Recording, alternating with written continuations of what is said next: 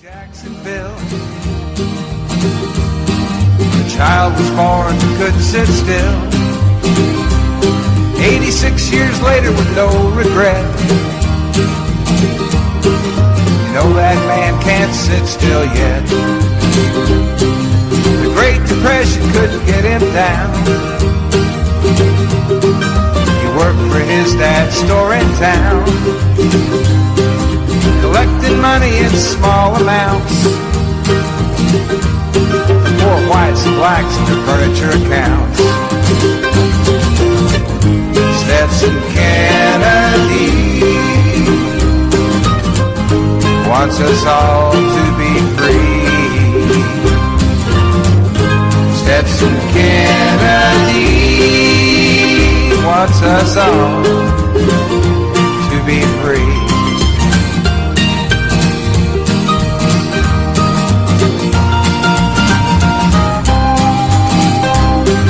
As he'd collect, he'd talk to folks. He'd hear legends, tales, songs, and jokes. Now this fine treasure he'd record and write.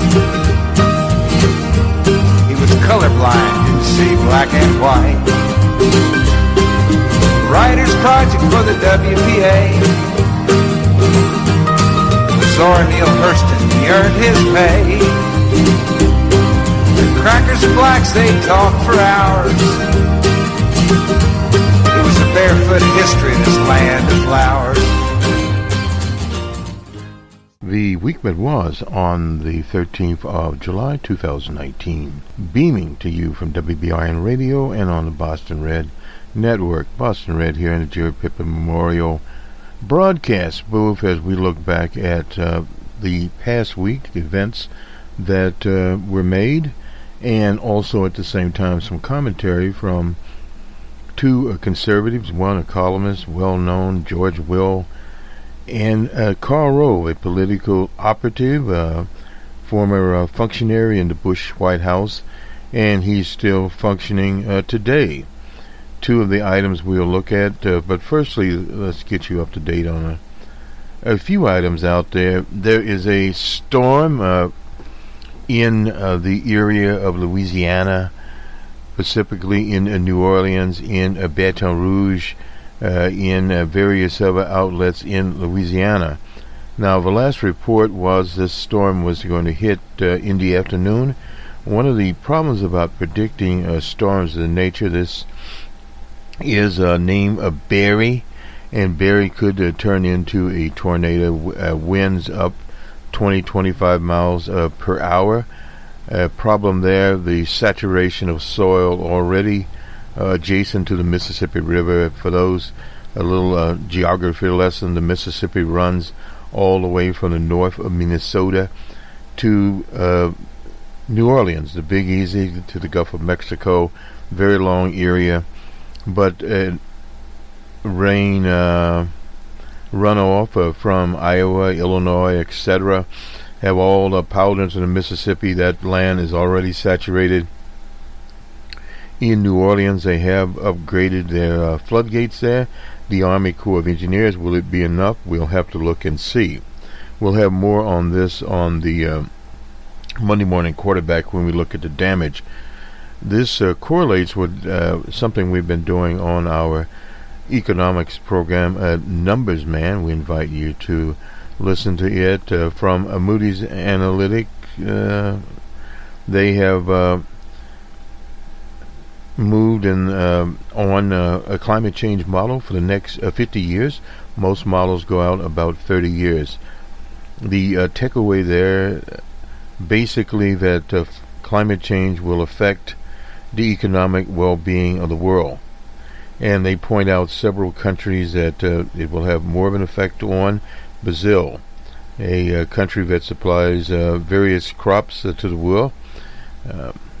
Also, India, the Russian Federation, and several others. I don't have my cheat sheet here now, but you can listen to our broadcast Friday Jobber. We talked about it, and of course on Numbers Man, all from WBRN Radio and on the usual places where you can subscribe to the cast, what's called podcasts, whether it be at Stitcher, also at Spotify, Google Podcasts, and one of our associates told us that we're still at Apple Podcasts. For those I'm not sure, I'll have to look at Apple and see what they're updating us in there. And on YouTube, we are there in an audio version, and various other places around the World Wide Web where you can find us, subscribe to us, and we invite you to download the cast and pass it on to your friends, family, etc. across the board. Nonetheless, this will start affecting various states. Louisiana, the rigs are closed down off of the coast of Louisiana now, and will affect the price of petrol or gasoline, or whatever you want to call it, for the number of days that they are shut down. And we expect that to go from the weekend perhaps into Monday, depending on where they are located. That is a Louisiana story. The other big story of the week was the citizenship question. Why would it be a story? Well, the census is taken every 10 years, mandated by the Constitution. The Trump administration wanted to insert a question, are you a citizen? Now, the last time that was in the census was 1950. Many years in the past. In fact, if we look at it, what would be roughly 1950, 69 years ago, and trying to reinsert it. But the U.S. has definitely changed. The immigrant population has changed. Most of the immigrants at that time were from European nations. The war had just ended in Europe, the Great War. The economy was humming along under Harry S. Truman. Military plants were had wind down. The war ended, of course, in 1945. But the Korean War had started, and the economy once again started heating up. We did have recessions in the Northeast, in the Commonwealth, that area. In the early 50s, we were getting ready to transition to I Like Ike. And those were the classic years of manufacturing. Manufacturing was big in the 50s and in the 60s. So we had a different type of nation. Now we have immigrants from all over the world, from the Americas, Central America, places like Guatemala, El Salvador, and various other countries, even from various countries in East Africa, from Cuba, and you name it, India. People are arriving there, coming through Mexico. Now, the Mexican government has sent their newly formed National Guard. They haven't been around very long. They have the Army, actually, in Mexico, but this is the National Guard. Those troops are stationed at various points down in Chiapas, that area. They've had borders, Guatemala, a big river there, and they are there with immigration officers to discourage people from coming over and checking papers. If they don't have, the papers, they are turned back there on the river. But now those are just some of the basic crossing points. There was a story we listened to, I believe, on BBC about a more elderly couple that had been crossing for many, many years to pick up supplies, and they, of course, were turned back. But there are other areas where they can come through. Also, there is a low in immigration into the U.S. because definitely the heat. So you have about 28% low there in people coming in, but there are many people that are already in or waiting in places like Trinidad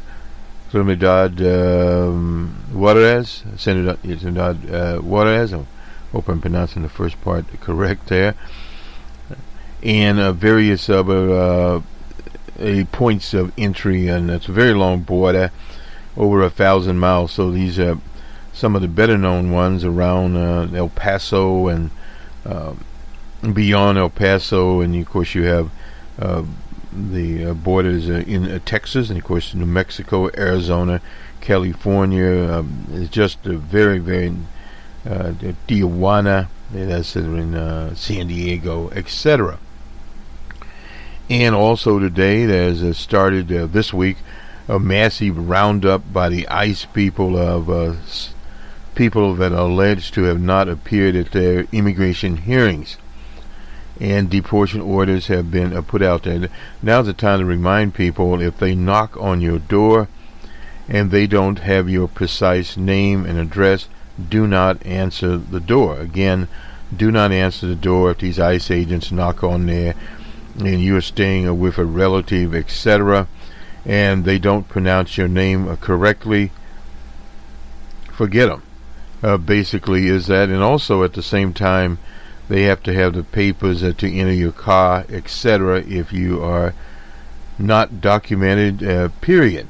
And in Chicago, Mia Lightfoot has explained that the Chicago police will not cooperate there because of the large number of people in their immigrant communities. They will not allow ICE to use their databases. Now, a big commotion has been caused by ICE going into driver's license in several states and being able to use facial recognition software that's sold by software companies. Now they're coming out on an open source report. We'll point out hopefully some of these companies that are really not known to the general public that are in that particular business. The state of Vermont has one that is no longer cooperating with them, and I believe Utah is still cooperating with them ICE. And there was also more about the detention centers down around the border, Clinton, Texas, and various others. The Vice President Pence was there, and some others, trying to whitewash the situation, claiming it was exaggerated. It was not exaggerated. They had an Inspector General report, and the Inspector General said the conditions there were deplorable. Now, what has happened between that period and now, many of the children, and we had mentioned that word, are now have been dispensed to other holding places, living in tents and various other temporary type housing, separated from their parents. But they were living in squalid conditions where they were not even afforded decent drinking water. Some ICE types were reported telling people to drink out of toilets. I mean, that type of treatment, feeding kids dry oatmeal, that is not in 2019, is not very civilized. In fact, it's a violation of human rights. Some people should be made, and must be made, I should say, to answer to what is going on. That in itself is notably deplorable, period. So that situation is a bit calming down, but the whole immigration process under this administration of DJ Trump is more broken than it has been. Now, in times past, the late John McCain and various others, Senator Kennedy, had tried to modernize immigration laws. The laws that are on the book now have been on the book for many, many years, and supposedly if you are seeking asylum now, all you need to do is come to a port of entry and present what identification you have and make your claim. Normally people were permitted in the country while they processed their claim. Now they have a program that people go back and wait in a Medico. But the problem is in Medico, like Cleardad, whereas they don't have the facilities. People are in hotels and wherever else they can be, in basements that are very hot, but they're glad to be there. And they, when their time comes, they come and appear before a judge. Now it'll be similar process. It's similar to what they use in many of these depleted type of jails. Of people appear via video conference. So they'll have a group of people waiting there, and the immigration judge will appear via a video link. I can remember talking to a character many, many years ago. He was from Grand Rapids, Michigan. He's dead now. I don't recall his name, but anyway, his claim to fame, this would have been about 1990, 1991, was building jail correctional facilities in small, medium-sized towns. And they were starting at that time to introduce a video conferencing to people. And he was an Aboriginal Native American, if I recall. And anyway, that was a story that he had been able to get some government contracts to do it. And they were doing this. Now, this is before the rise of what is euphemistically called private prisons. That is a totally different situation that we had not seen prior to the current situation. Nonetheless, we'll go first to George Will, but before we do that, another story came off of the BBC World News, the Flat Earthers. Now, these are people that have been convinced the Earth is flat. And they interviewed one, a working class type that worked in a warehouse somewhere in England. His information came from YouTube. Now, these are people that are bombarded by YouTube videos from various other kooks that call themselves Flat Earthers. There used to be a fellow that was president of the Flat Earth Society, not connected with these nutties, that the Earth is flat, not round. If you've ever been a sailor or ever sailed on the ocean at all, you will immediately discover that the Earth is not flat. The ship that you're on is not flat, but it's actually elevated. Now, this is something every sailor knows, everyone that's been on a cruise ship, or etc. But they convince these people of that because they're looking at videos, like little children look at cartoons. It's unfortunate. And this is one of the things that's happening. Google has started to direct people otherwise. But why is Google doing this? Just simply ads. In between, unless you have an ad blocker on your YouTube channel, these ads all pop up. And that's the whole idea. They make revenue off of this kookery. So a lot of this is out there. And before I forget, supposedly Facebook has been fined $5 billion, which people say in the know, privacy advocates, that this is just a slap on the hand for Facebook. And some of us argued, well, the revenue that Facebook makes out of the U.S. is roughly $20 billion a year. But again, this is over several years. These charges have been there. And I noticed on Facebook, I was just simply sharing some video, and something popped up and said that you need to either slow down or you answer the question, how many stoplights are there? You check these, you've seen these little type of situations. But I noticed that only on certain things that I shared this would pop up, political things. So the algorithm is adopted to that. Let's now go to George Will. He's writing in the Washington Post. He is spotlighting Michael Bennet. Might be the Democrats' best chance to beat DJ Trump. He's writing on the 12th of July with a discuss commensurate with the facts. Senator Bennet says during 40% of his 10-year Senate term, he's from Colorado, incidentally, the government has been running on continuing resolutions, and no doubt about that. Congress passes these in order to spare itself the torture of performing its primary function, which is to set national priorities. Bennett is too serious a person to be contended in today's Senate. If Democrats are serious, as they say they are, about defeating DJ Trump, Bennett should be their nominee. The painful revealing first phase of the Democrats' presidential sweeps, accumulated with a remarkable efficient debate. The phrase classified the top 4 candidates' propensity for self-inflicted wounds, while replayed in Trump negative ads. What they have already said might be sufficient to re-elect him. Bennett checks a requisite number of progressive boxes. He is impeccable as a progressive sees such things. Alarmed about the requisite things, the Supreme Court's Citizens United, climate change, Mitch McConnell, etc. He has endorsed perfunctorily won hopes other candidates Jester legislation to study reparations for slavery, and he will Twitter King sent a Booker of New Jersey for same-sex couples who live in states where same-sex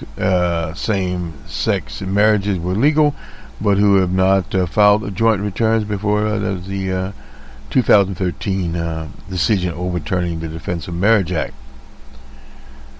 Bennett has, however, refrained from frightening or mystifying voters with plans, and he, as Kamala Harris, Liz Warren, and Bernie Sanders eliminate their private health insurance, are with nostalgia for forced busing that shifted children among schools on the basis of race, as Harris are with the enthusiasm for institutional vandalism of packing the Supreme Court, are with disdain expressed by advocating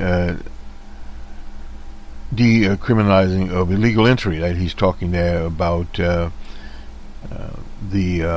moving the penalty for entering the country from a felony to a misdemeanor, for the principle that control the board is essentially essential attribute of national sovereignty. And because Bennett 54 was 8 when Joe Biden came to the Senate, Bennett has not had to conduct a Biden-esque Glovin tour to apologize for deviating a century decades ago from today's progressive chasm. If, as Bennett believes, the Democratic nominee competition has become more fluid, it's because Senators Harris, Sanders, and Warren and Biden have imprudently spoken with their minds, and that they probably are not done shooting themselves in their already performed feat. Unlike them, Bennett has won 2 Senate races in a swing state. He's talking about Colorado here, and is evenly divided amongst Democrats, Republicans, Independents. Known aligned, he can distinguish himself for what he calls the Twitter-based Democratic Party, the actual version. His father, descendant of the Mayflower passenger, earned a Ph.D.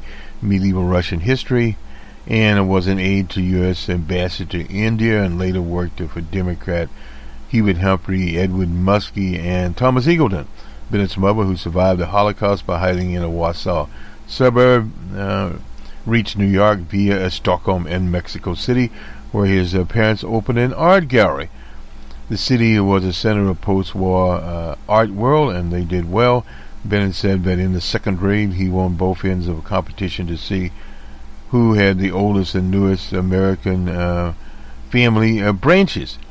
He edited the Yale Law School Journal, became an associate at a Washington firm, Wilmer Cutler and Pickering, then purportedly worked for a Denver investment firm before entering politics, which included 4 years as superintendent of schools in Denver, in which 67% of the pupils were poor enough to be eligible for free or subsidized lunches. Bennett believes that DJ Trump is more a symptom than a cause of political dysfunction, and he regrets that capitalism has lost control of the Republican Party, which is now controlled by Trump cultists. China perfections and exploiting of the surveillance statement makes American democracy more important. Therefore, its current degeneration especially alarming. American politics have become a dialectic of preemptive retributions, or do it to them as they did to you, do it to you before. The Trump politics of I alone can fix it has been saying strip the American people of their agency. In his new book, The Land of Fracking Lights,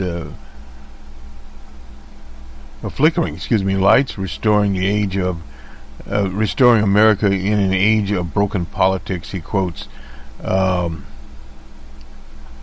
Ferodoxis on civil war in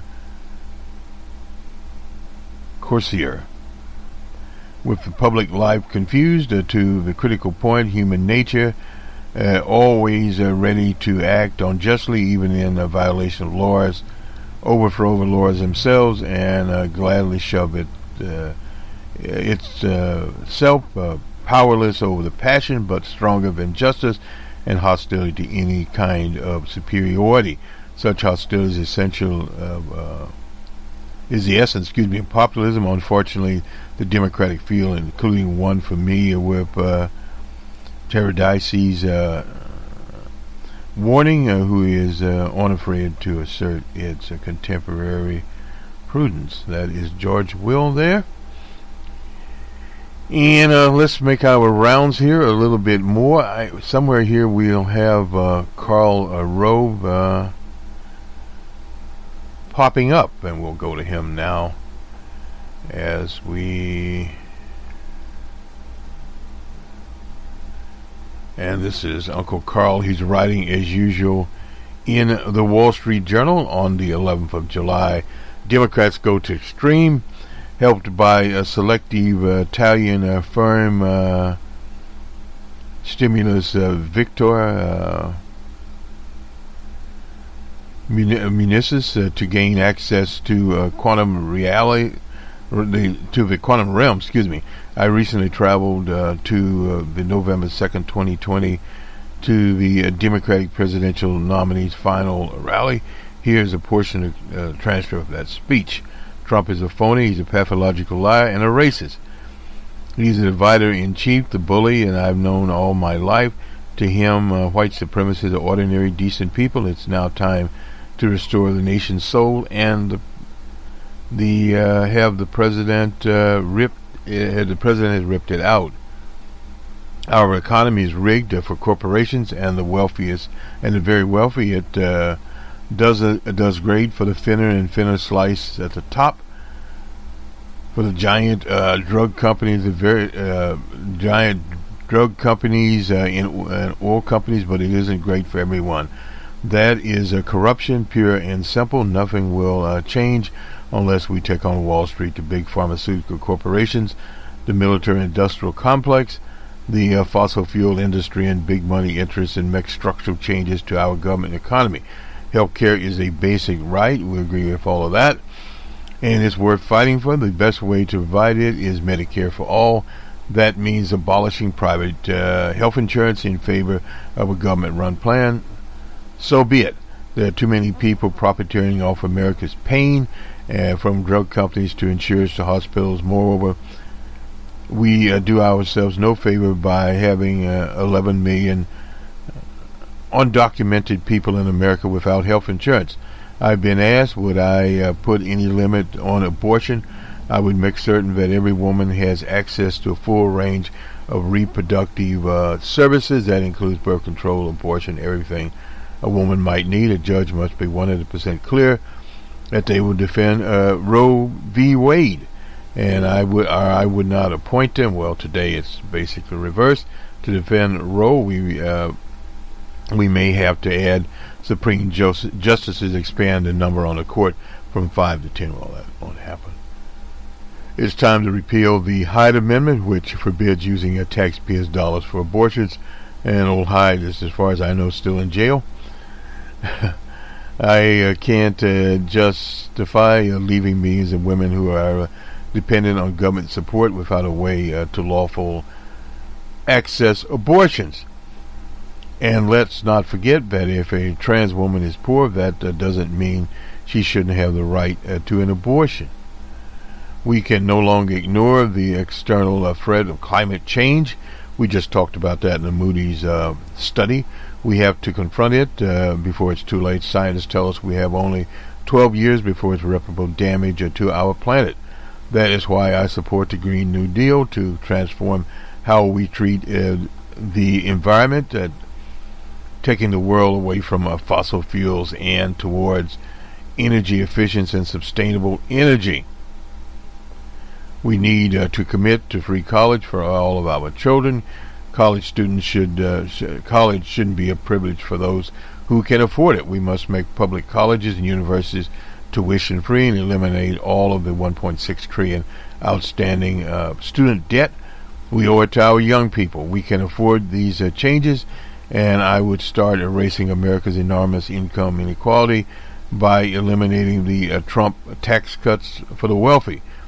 We can pay for free health care in college by putting a speculation tax that has been on every stock transaction on every stock transaction on Wall Street.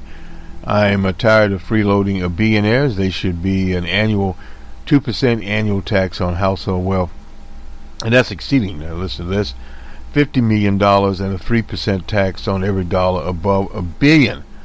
Now, he was writing in the Wall Street Journal. Let me just go back here, and this is an access to quantum reality, and this is where he is traveling to it, recently traveled to it on the 2nd of November, that is 2020, to the Democratic nominee's final election rally, a partial transcript of that speech. In other words, this is fantasy, folks. This is not it. Simum Victor Muterus to access it. Anyway, this is some secretive thing. This is a fantasy thing. The right has used many times fantasy to get reality, but nonetheless, I don't know if Uncle Carl has put the blueprint out here, but this would be a blueprint for any Democrat running, depending obviously on which Democrat.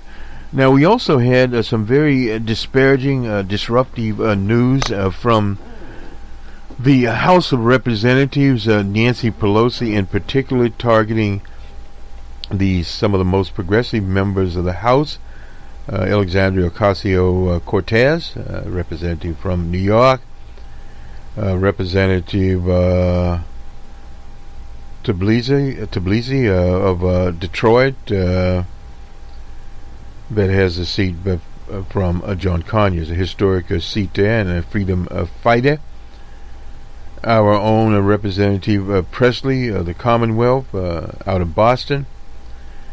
And let's see, one other one there, because there are four of the squad, supposedly, of four representatives, and some reason the last name has slipped by me. Now, these are House members, and these are four women there that they've targeted: Presley,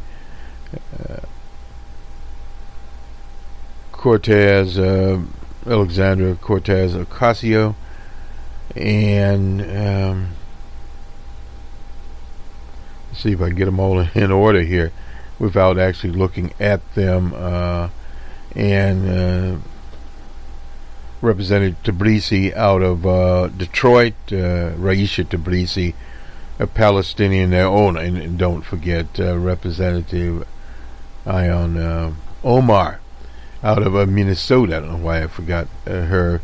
All brilliant young women, but what they've tried to do is isolate them as much as they can.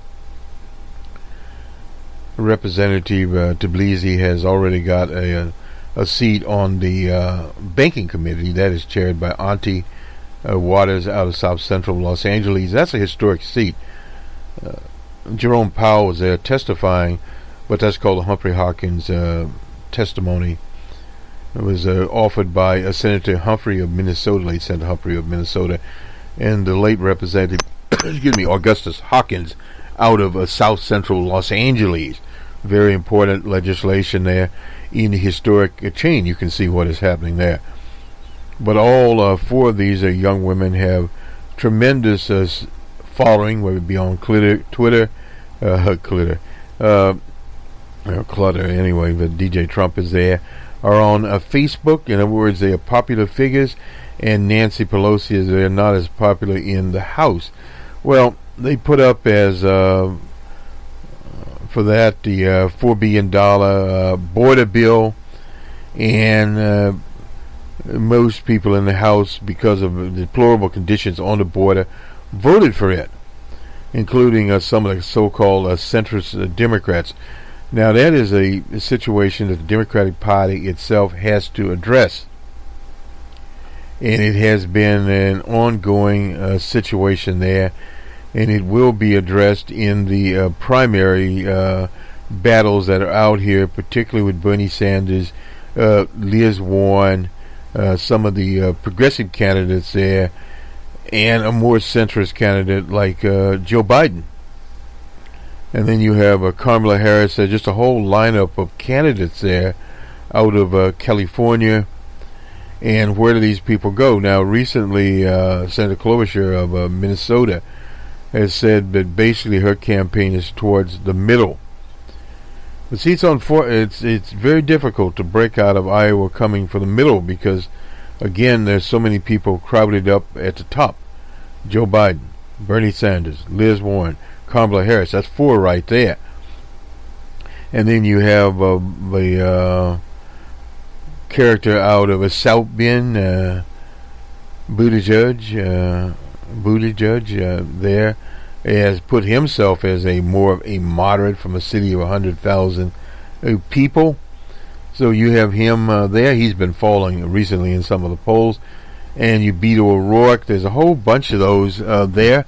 Let's quickly go to a little bit of oops, sorry about that, wrong machine. A little bit of polling here.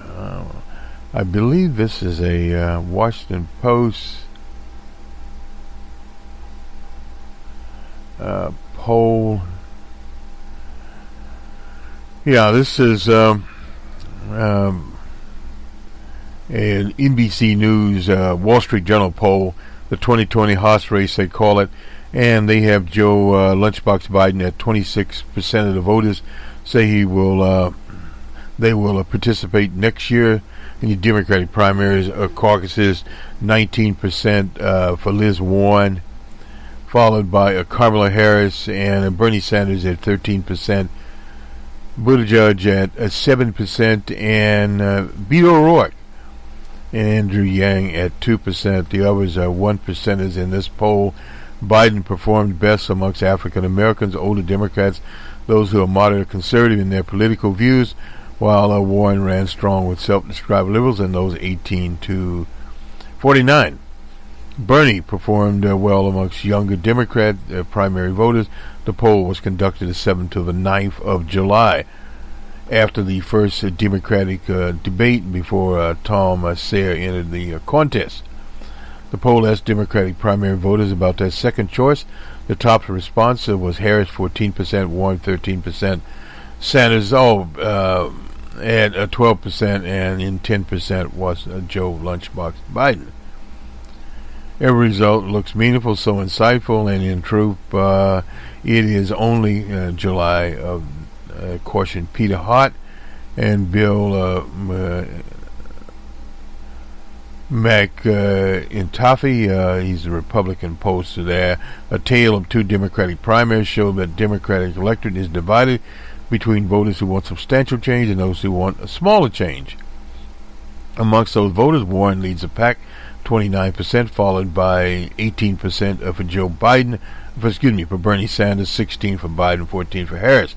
By contrast, 41% of Democratic primary voters say they want a nominee who pushes small-scale politics that costs less, etc. Amongst those, Biden has a substantial lead, 35%, followed by Harris at 14%. And you see how this is shaken out here. Buttigieg at 8% and Sanders at 7%.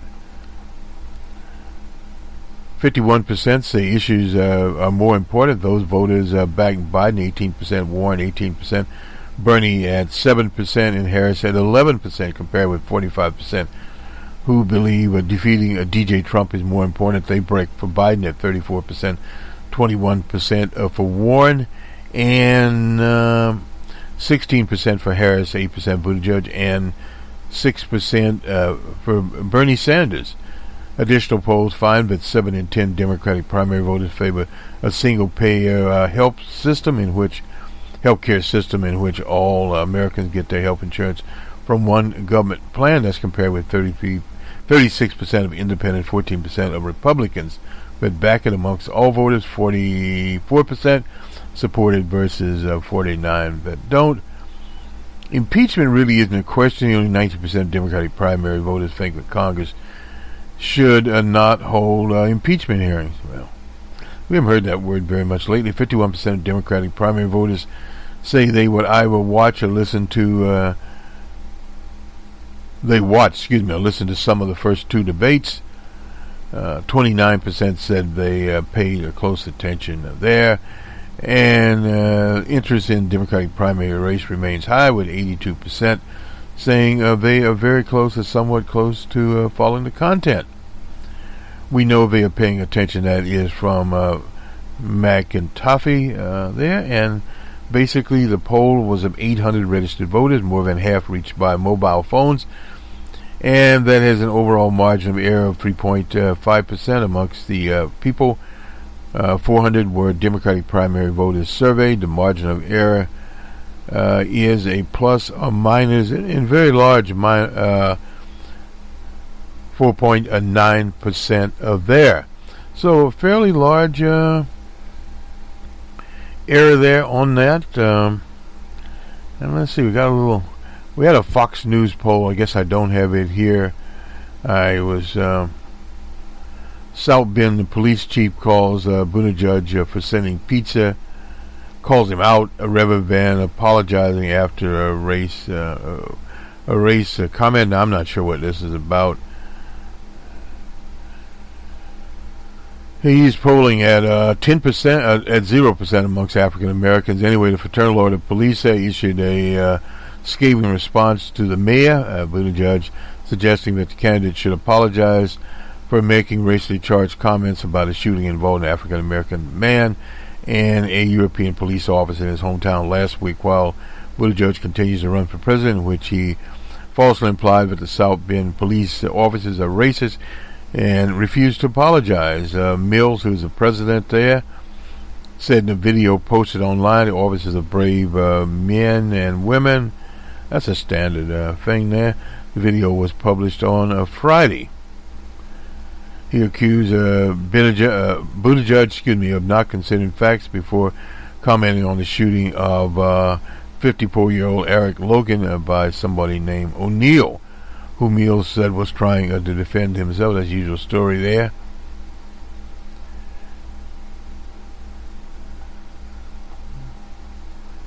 And what Buttigieg basically said was that the shooting highlighted that all police work and all American life take place in the shadow of racism, and which hurts everyone and everything. It touches historic racism, present-day racism, and generational race. In response to the shooting, Buttigieg also supported calls for a special prosecutor.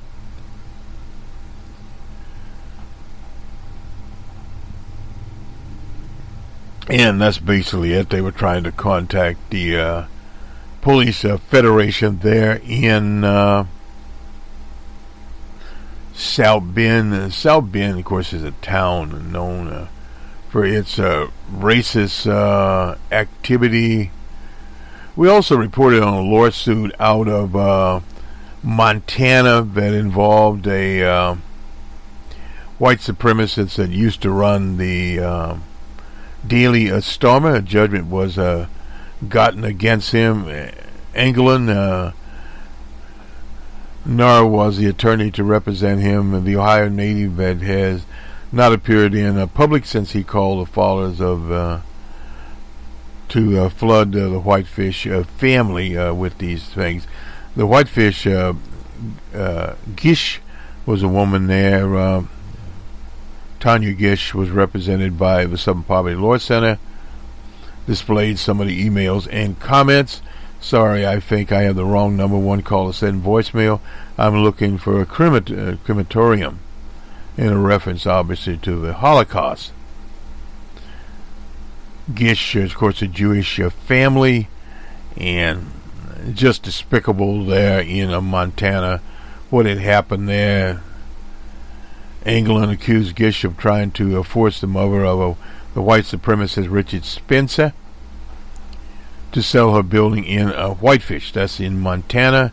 And Engel posted personal information on Gish, her husband and her son, online.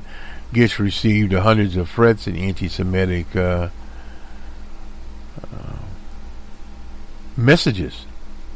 and he was sued. He should have been charged with this heinous crime that he committed. So it was terrifying. This is from the Missoula, Montana Missoulian, and at this point we'll end the cast. Baseball is now back. We'll have on the Monday Morning Quarterback the standings for the baseball teams and a little more about it. We'll also look at the life of the man that wrote Ball 4 and how he affected baseball. Ball 4 was written in 1970. Jim Bouton was a pitcher for the Yankees and various other teams in Major League Baseball. It was about the life and times of players, some of the heroes like Mickey Mantle being disrespectful and naughty to fans, children. So this is going to reflect some of the positive, negative things of baseball, and there was negative response there. We'll have that on the Monday Morning Quarterback.